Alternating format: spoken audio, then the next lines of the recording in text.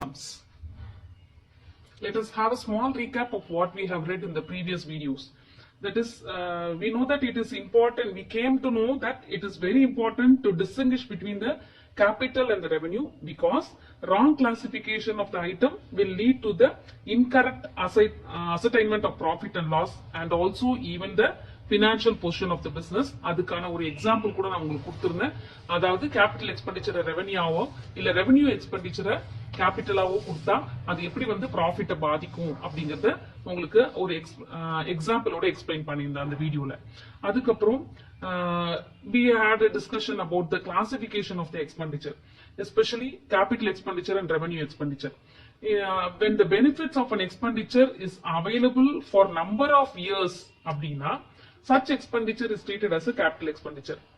And when the benefit is limited to 1 year அப்படின்னா then it is treated as a revenue expenditure. Okay, இது பத்தி நான் உங்களுக்கு கிளியரா எக்ஸ்பிளைன் பண்ணியிருக்கேன் previous வீடியோஸ்ல. பட் நான் கொஞ்சம் தவறு விட்டது என்னன்னா இந்த deferred revenue expenditure என்ன அப்படிங்கறத உங்களுக்கு நான் கிளியரா சொல்லல. இப்போ இந்த மாடியூல்ல அதை சொல்லிட்டு அதுக்கப்புறம் we will go on.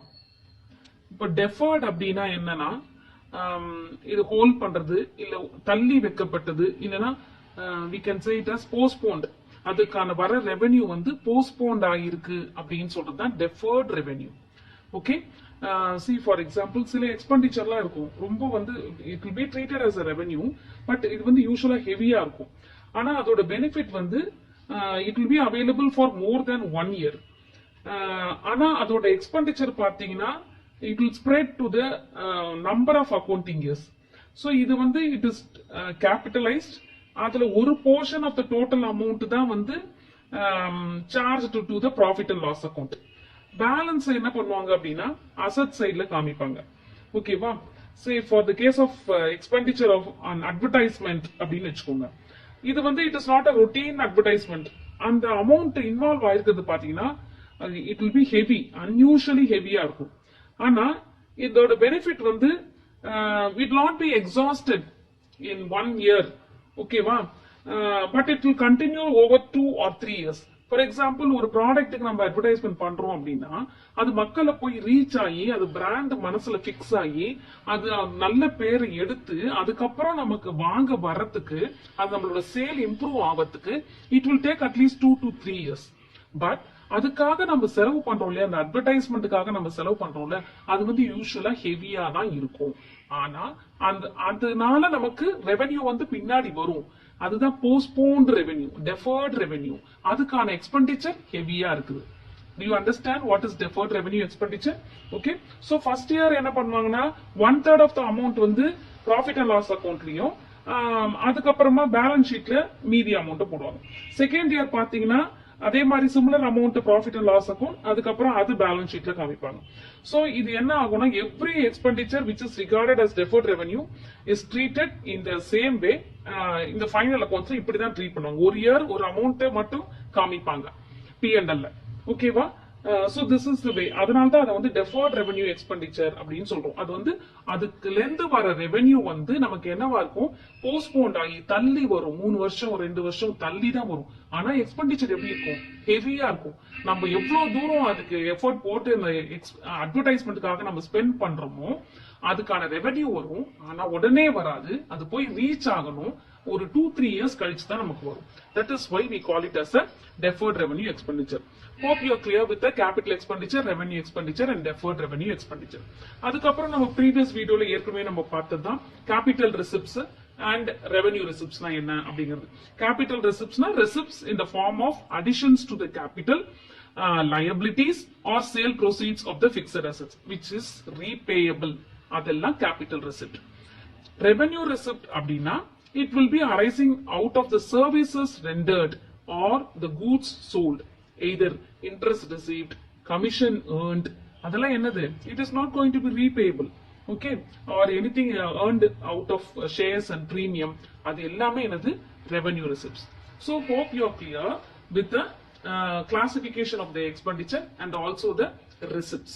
Okay, இப்போ இதுல நம்ம என்ன நமக்கு வந்து question எப்படி இருக்கும் அப்படின்னா they will give you in a statement repairs paid or அந்த மாதிரி ஏதாவது purchase of goods அப்படி அந்த மாதிரி ஏதாவது ஒரு ஸ்டேட்மெண்டா கொடுப்பாங்க.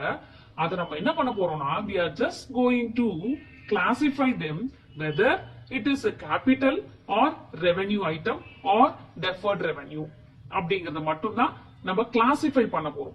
சோ இது வந்து உங்களுக்கு இங்க அடிஷனோ கால்குலேஷனோ எதுவுமே கிடையாது. It is like a theory மாதிரி தான். ஒரு ஸ்டேட்மெண்ட்டை கொடுப்பாங்க, அதை வந்து அந்த ஐட்டமை வந்து you have to tell whether it belongs to the capital or revenue அப்படிங்கிறது. இன்னும் நான் உங்களுக்கு ஏற்கனவே சொன்ன மாதிரி capital expenditure, revenue expenditure, capital receipt, revenue receipt, இன்னும் என்ன இருக்கு இதுல capital profit, capital loss, revenue profit, revenue loss, அதெல்லாம் இருக்கு. ஆனா நம்ம அதுல ரொம்ப டீப்பா போகல. இதுல நம்ம 11th standard லெவலுக்கு they have just asked you to classify them whether it is a capital or revenue. In the classification you should know the distinction between the capital and revenue in order to continue with the next proceeding chapters. அதுக்காக இந்த chapter நமக்கு கொடுத்திருக்காங்க. ஓகேவா? hope you are clear with this. இது என்னைக்குமே உங்களுக்கு உதவும். இந்த கேபிட்டல் அண்ட் ரெவென்யூ அதுக்கான டிஸ்டிங்ஷன் உங்களுக்கு எப்பவுமே it will be very useful.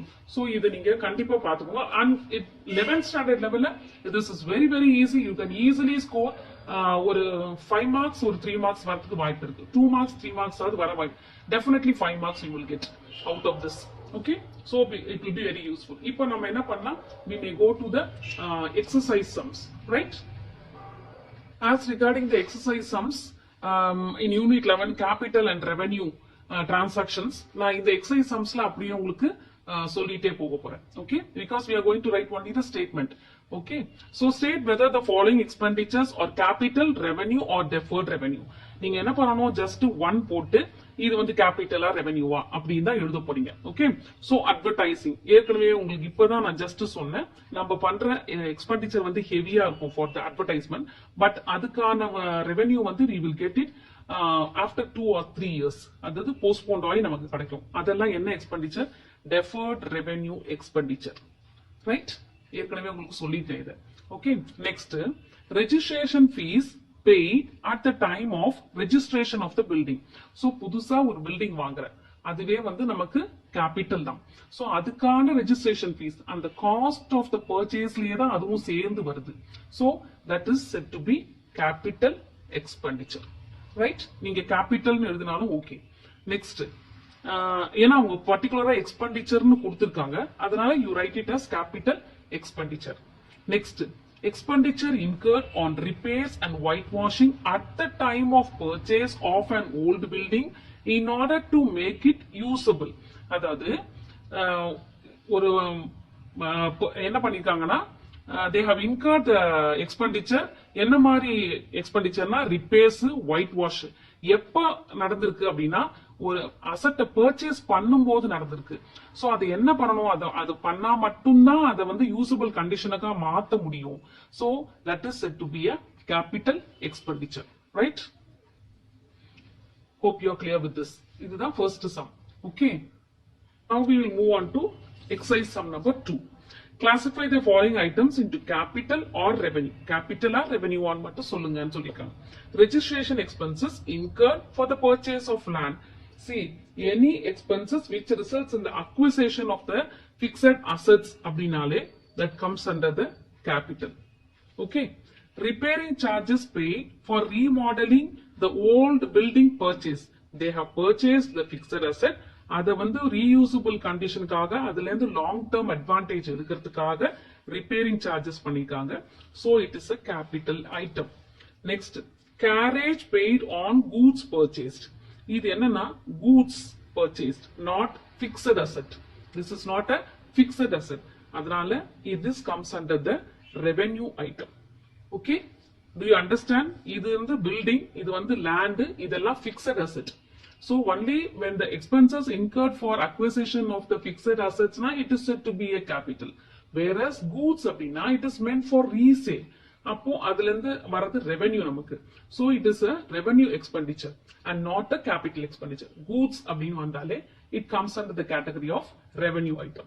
Okay, next, legal expenses paid for raising of loans. அதாவது legal expenses na any expenses which has been incurred for the expansion of the business, for the improvement. அதெல்லாம் எதுல வரும் அப்படின்னா அது capital ஐட்டம்ல தான் வரும். Okay, அந்த லோனை வாங்கி என்ன பண்ண போறாங்க? they are going to purchase some assets or something like that. Okay, in fact நம்ம அதை என்ன சொல்லலாம் அப்படின்னா கேபிட்டல் ரிசிப்ட்னு சொல்லலாம். பிகாஸ் லோன் ரிசீவ்ட் அப்படின்னா அதெல்லாம் என்ன பண்ண முடியாது, நம்ம திரும்ப we are going to repay that. அதெல்லாம் நம்ம கேபிட்டல் ரிசிப்ட் அப்படிங்கிற ஐட்டம் தான் நம்ம படிச்சு போயிட்டோம். So this is capital receipt, but இவங்க வந்து whether capital or revenue னு கேட்டிருக்கிறதுனால I have just written as capital. Now moving on to exercise sum number 3. State whether they are capital or revenue. Construction of building, it is a fixed asset, so it is a capital expenditure. Then repairs on furniture, அதாவது furniture repair பண்றாங்க, அதாவது புது building. இந்த repairs to furniture அப்படிங்கிறது ஒரு day to day contact of the பிசினஸ்ல நடக்கிற ஒரு விஷயம். ஓகேவா, அதனால இது வந்து நம்ம என்ன எடுத்துக்கலாம், மெயின்டைனிங் த பிக்ஸட் அசெட்ஸ்க்காக வேண்டி பண்றது.